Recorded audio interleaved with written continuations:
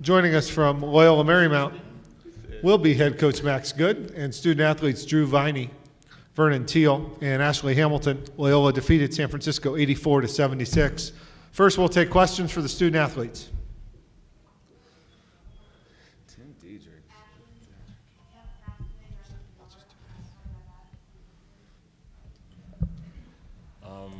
Going into this game, we just made it a focus to limit his touches, because last game, at that senior night, he went off for 26. He hurt us that game, so we just made a team effort to try and limit his touches, did not passes into him, and it just worked out for us today.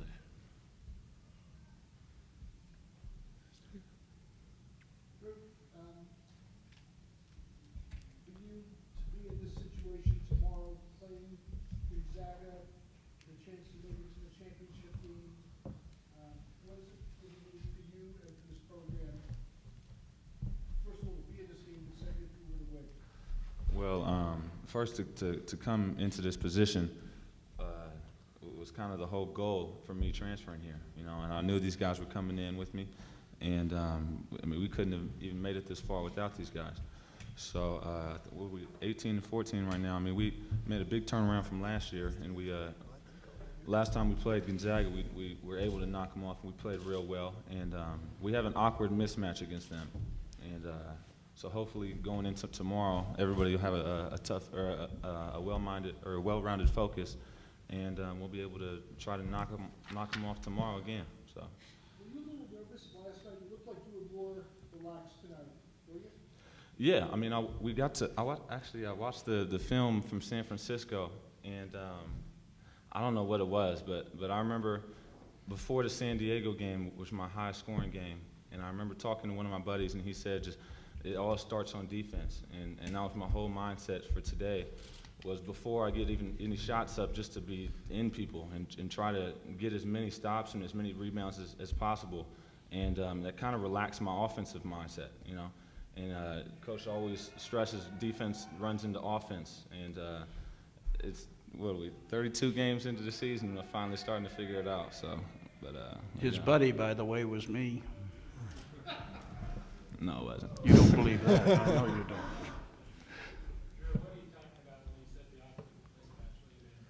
Well, Wait, don't tell the secret, man. I can't tell you that. You'll see tomorrow. Anything further for the student athletes? Student athletes are excused. Thank you. Thank you. Max, can you give us a statement on the win tonight?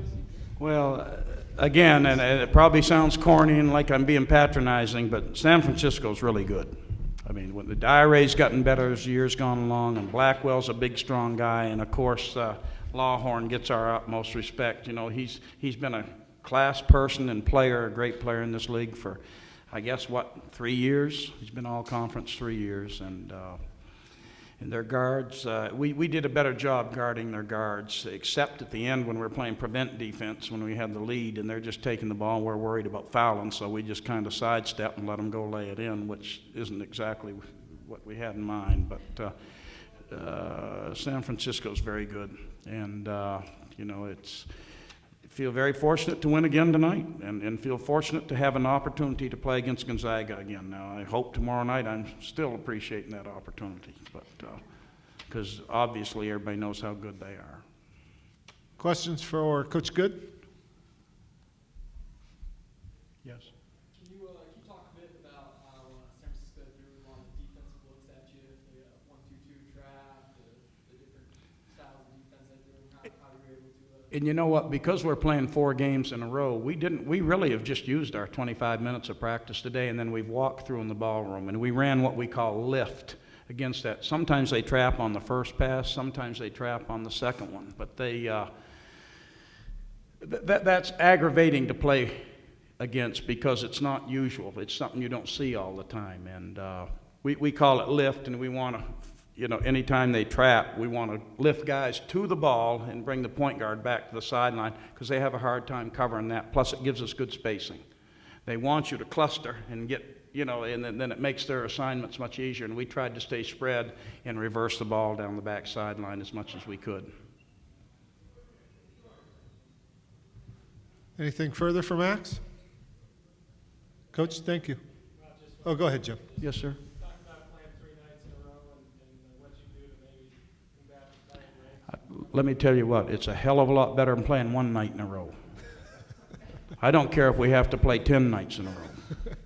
And I tell our guys every day, I don't give a damn if we're playing the Milwaukee Bucks and the Celtics and the Lakers. You know, in consecutive nights, we're going to show up, and we owe it to ourselves to compete. As long as they compete, I'll live with about anything they do. But Coach. yeah, of course it's tough. But, you know, let's talk about what's really tough in the world. I mean, we got kids wanting to play, you know, playing in a basketball game in front of a big crowd. How tough is that, really? Tough on my old ass. But, you know, as far as these kids, I mean, they play AAU basketball and you know, they play 4 and 5 games, not with the intensity and the caliber of competition probably, but, I mean, there's people fighting wars and there's, you know, people in Haiti and people in Chile. This isn't tough. They should enjoy every single second of this.